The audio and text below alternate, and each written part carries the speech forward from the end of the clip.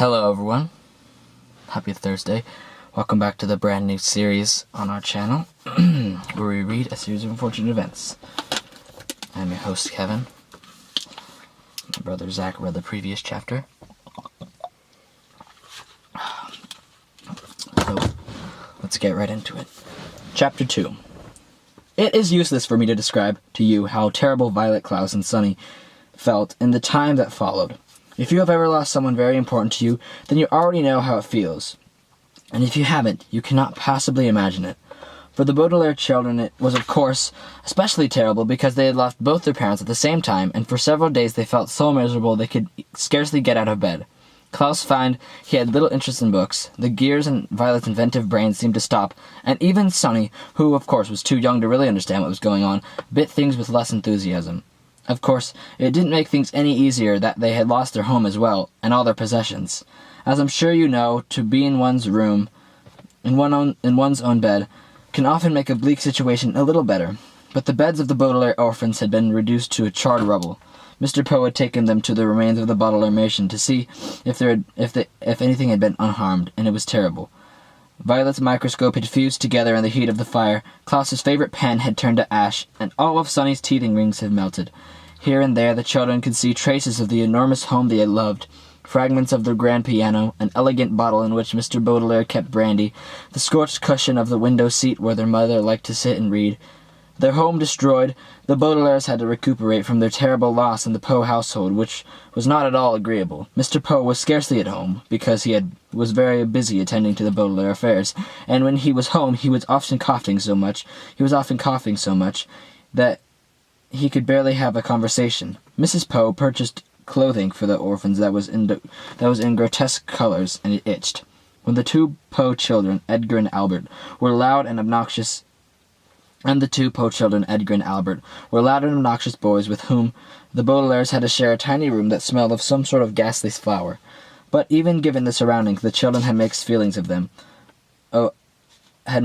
when, over a dull dinner of boiled chicken, boiled potatoes, and the word blanched here means boiled, string beans, Mr. Poe announced that they were to leave this household the next morning. "Good," said Albert, who had a piece of potato stuck between his teeth. "Now we can get our room back. I'm tired of sharing it. Violet and Klaus are always moping around. They're never any fun." "And the baby bites," Edgar said, tossing a chicken bone to the floor as if he were an animal in a zoo, and not the son of a well-respected member of the baking community. "Where will we go?" Violet asked nervously. Mr. Poe opened his mouth to say something, but erupted into a brief fit of coughing. "I have made arrangements," he said, for you to be raised by a distant relative of yours who lives on the other side of town. His name is Count Olaf." Violet, Klaus, and Sunny looked at one another, unsure of what to think.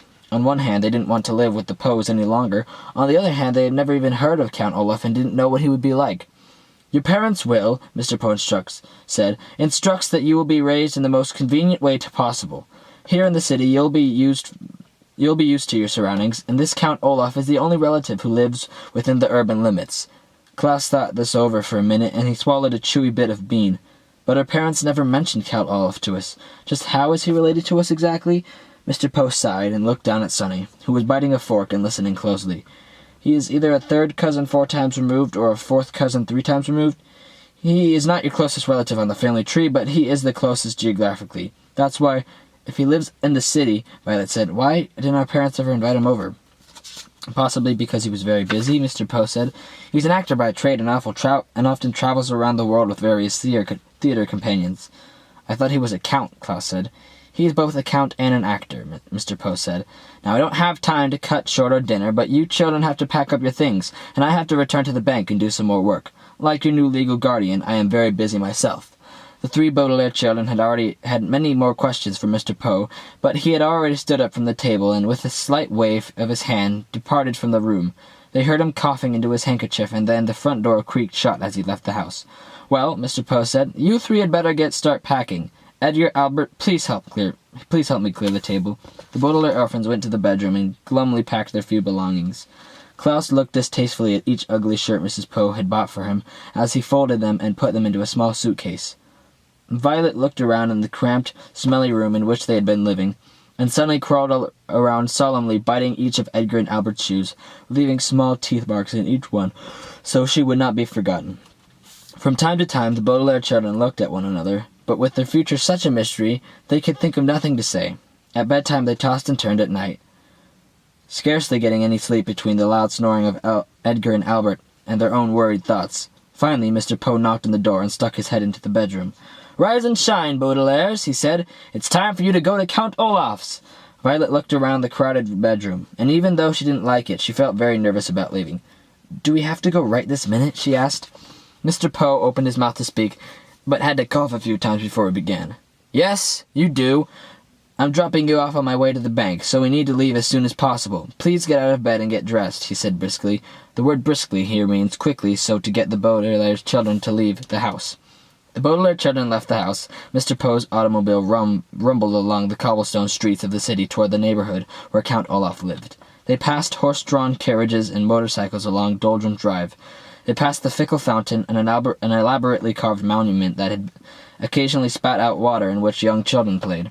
They passed an enormous pile of dirt where the royal gardens once stood. Before long, Mr. Poe drove his car down a narrow alley lined with houses made of pale brick and stopped halfway down the block. "Here we are," Mr. Poe said, in a voice undoubtedly meant to be cheerful. "Your new home." The Baudelaire children looked out and saw the prettiest house in the block. The bricks had been cleaned very well, and through the wide and open windows one could see an assortment of well-groomed plants. Standing on the doorway, with her hand on a shiny brass doorknob, was an older woman, smartly dressed, who was smiling at the children. In one hand she carried a flower pot. "Hello there," she called out. "You must be the children Count Olaf is adopting." Violet opened the door of the automobile and got out to shake the woman's hand. It felt firm and warm, and for the first time in a long time, Violet felt as if her life and the lives of her siblings might turn out well after all. "Yes," she said. "Yes, we are. I am Violet Baudelaire, and this is my brother Klaus and my sister Sunny. And this is Mr. Poe, who has been arranging things for us since the death of our parents." "Yes, I heard about the accident," the woman said, as everyone said, "How do you do?" "I am Justice Strauss." That's an unusual first name," Klaus remarked. "It is my title," she explained, "not my first name. I serve as a judge on the High Court." "How fascinating," Violet said.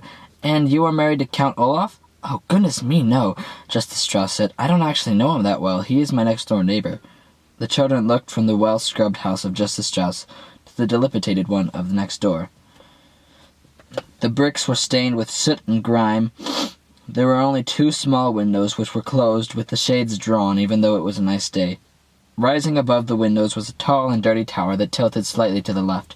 The front door needed to be repainted, and carved in the middle of it was an image of an eye. The entire building sagged to the side like a crooked tooth. "Oh!"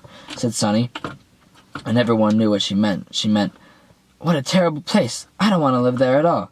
"Well, it was nice to meet you," Violet said to Justice Strauss. "Yes," said Justice Strauss, gesturing to her flower pot. "Perhaps one day you could come over and help me with my gardening." "That would be very pleasant," Violet said, very sadly. It would, of course, be very pleasant to help Justice Strauss with her gardening, but Violet could not help thinking that it would be far more pleasant to live in Justice Strauss's house instead of Count Olaf's. What kind of a man, Violet wondered, would carve an image of an eye into his front door? Mr. Poe tipped his hat to Justice Strauss, who smiled at the children and disappeared into her lovely home. Klaus stepped forward and knocked on Count Olaf's door, his knuckles rapping right in the middle of the carved eye. There was a pause, and the door creaked open, and the children saw Count Olaf for the first time. "Hello, hello, hello," Count Olaf said in a wheezy whisper. He was very tall and very thin, dressed in a gray suit that had many dark stains on it.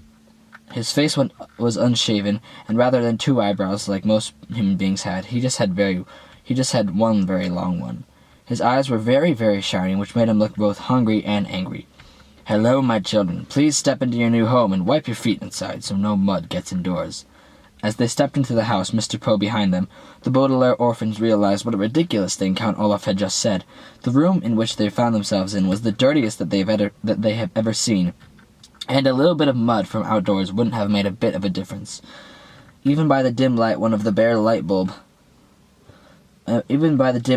one bare light bulb that hung from the ceiling, the 3 children could see that everything in this room was filthy, from the stuffed head of a lion which was nailed to the wall, to the bowl of apple cores which sat on a small wooden table.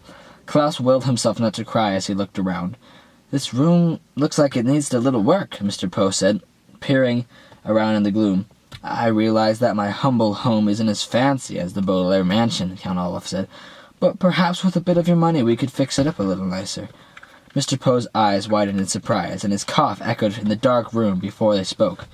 "The Baudelaire fortune," he said sturdily, "will not be used for such matters. In fact, it will not be used at all until Violet is of age." Count Olaf turned to Mr. Poe with a glint in his eye like an angry dog. For a moment Violet thought he was going to strike Mr. Poe across the face, but then he swallowed. The children could see his Adam's apple bob in his skinny throat, and shrugged his patchy shoulders. "All right, then," he said. "It's the same to me. Well, thank you very much, Mr. Poe, for bringing them here. Children, I will now show you your room." Goodbye, Violet, Klaus and Sonny," Mr. Poe said, stepping back through the front door. "I hope you will be very happy here. I will continue to see you occasionally, and you can always contact me at the bank if you have any questions." "But we don't know where the bank is," Klaus said. "I have a map of the city," Count Olaf said. "Goodbye, Mr. Poe." He leaned forward to shut the door, and the Baudelaire orphans were too overcome with despair to get a last glimpse of Mr. Poe. They now wished they could all stay at the Poe household, even though it smelled. Rather than looking at the door, then the orphans looked down and saw that although Count Olaf was wearing shoes, he wasn't wearing any socks. They could see, in the space of pale skin between his tattered trouser cuff and his black shoe, that Count Olaf had an image of an eye tattooed on his ankle, matching the eye on his front door. They wondered how many other eyes were in Count Olaf's house, and whether for the rest of their lives they would always feel as though Count Olaf were watching them, even when he wasn't nearby. And with that, that ends Chapter 2 of a series of unfortunate events. Number 1, The Bad Beginning. Thank you for watching. Make sure to come back on Tuesday when Zach reads Chapter 3. Thank you for watching. Make sure to like, comment, and subscribe. Hit that bell so you know when the new videos are coming out. And, yeah. See you later, guys. Bye-bye.